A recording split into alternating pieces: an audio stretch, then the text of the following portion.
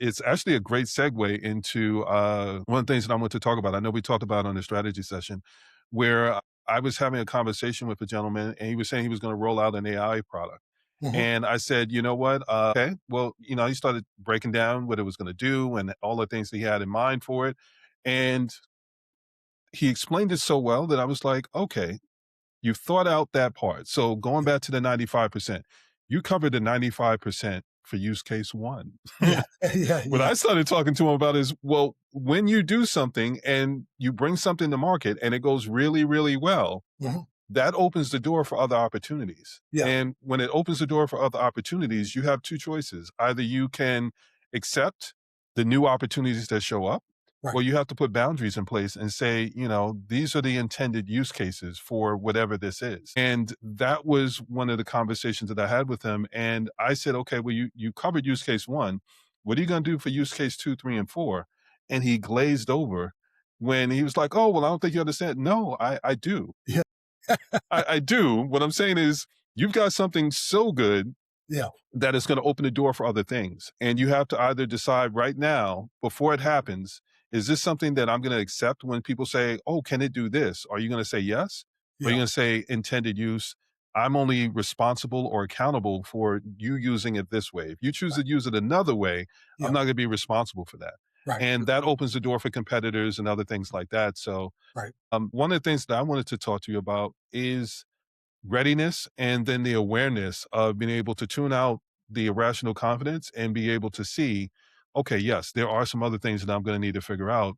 And that goes back to scaling. When we're talking about scaling and getting to a certain point, there's a certain amount of things we can do on our own.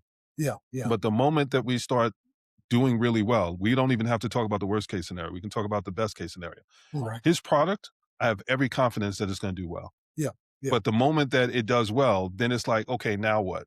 And Yeah. if you don't plan for the now what and the what's next, Yeah. then that's where that business model can come back and Right. say, well, you only thought about this much. Now, Yeah. how are you dealing with all of these other things that come up? So if you didn't have that initial thing, then it's going to block you from being able to take on all the other things. And it's not only in a sense leaving money on the table, it's throwing money out the window. Right. Right. Right. Right.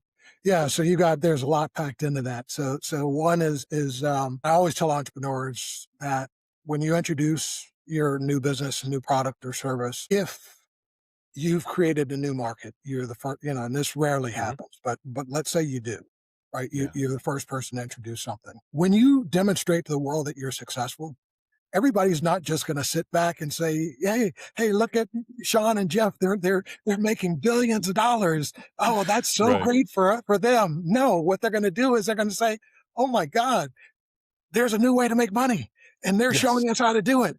Let's start a Yes. business just like theirs." As a matter of fact, what we're going to do, let's buy their product or service.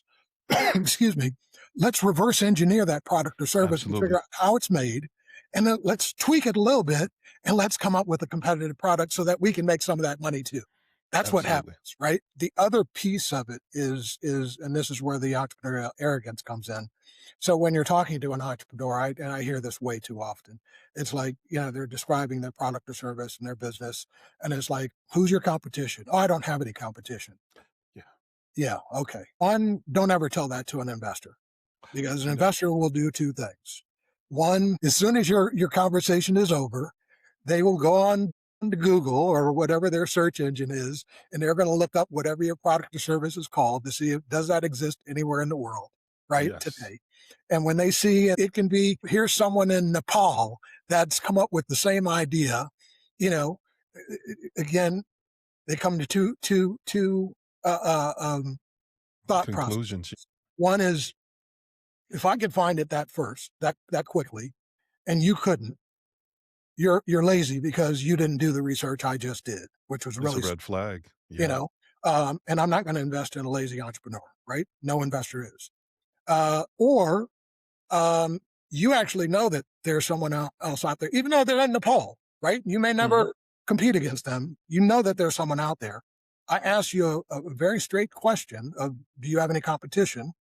And you said no, which means you just lied to me, right? Yes. And I'm not going to invest in a liar either, and no investor will, right? So True. this is why you never say that to an investor, particularly. And the probability that you're going to create a new market for anything in 2026 is zero, right? Zero. There's a 0%, Mhm. right? Mhm. Always drawing on my analogies. When we think of something, let's transport ourselves back to the mid 1800s, right? And you Mhm. got Alexander Graham Bell, and he supposedly invents the telephone, right? Mhm. Or his version of a telephone. Well, what a lot of people don't know is that the day that his lawyers went to the patent office to file his patent wasn't even the first patent they got that day for the telephone. It was the second.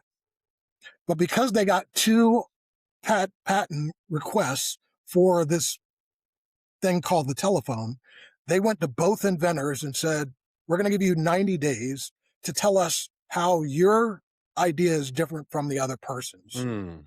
Alexander Graham Bell responded, and the other person did not. And that's why they gave him a patent. So, and like I said, he wasn't even the first person to submit the patent for his invention on the day that he submitted his patent. So regardless of what your product or service is with your company, the fact that, is it as revolutionary in today's time as the telephone was in 1850s? I doubt it. Right. Yeah. And again, are you the only person that's ever thought of this with 8 billion people on Earth? I doubt it, right? So, no matter what you're coming up with, there's competition.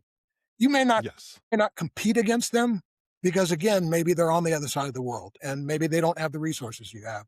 So maybe you won't compete against them. But what you can't say is categorically, there's no one else on the world in the world that's ever thought of this idea. Yeah, yeah. Again, you discredit yourself by immediately just uttering those words. Yeah, that's it's not just irrational confidence, there's a certain level of delusion that comes Yeah, along with that. yeah, It's very hard to have an original idea these days. yeah, And if you do come up with something that is an original idea, then it goes back to what you were saying. The moment you bring something to market and you introduce it to the world, what's the saying? The moment you say it out loud, it stops belonging to you. yeah, yeah, It's the same principle. Once you bring something to market and you show someone that there's a way to be able to generate revenue or a new path that they weren't thinking anything about, then the natural reaction again is to go back to that arrogance and say, well, if they can do it, then I can do it. And I can probably do it better. right, right, So even if you feel like you don't have competition, you have competition yeah, based on the fact that someone's going to feel like, well, if you could do it, I can do it. right, right, absolutely, I'll extend that even further and say some of the competition that we have is within. Sometimes the competition that we have is the status quo. right, yeah, yeah, Someone can point something out and say, well, here's the things that you should probably do. And you can go, well, I mean, and I could do that, but I'm doing right. I'm doing really well doing this. So maybe I don't need to think about something else. And staying where you're at yeah, in a world that's constantly evolving yeah, can be an issue. So risk mitigation is understanding when to be able to speed up and when to slow down. I'm and gonna also, butcher this saying, but John Wooden said something. He said what did he say? It's important to be quick, but don't hurry. yeah, It yeah, was some version of it, but yes. right, right, right.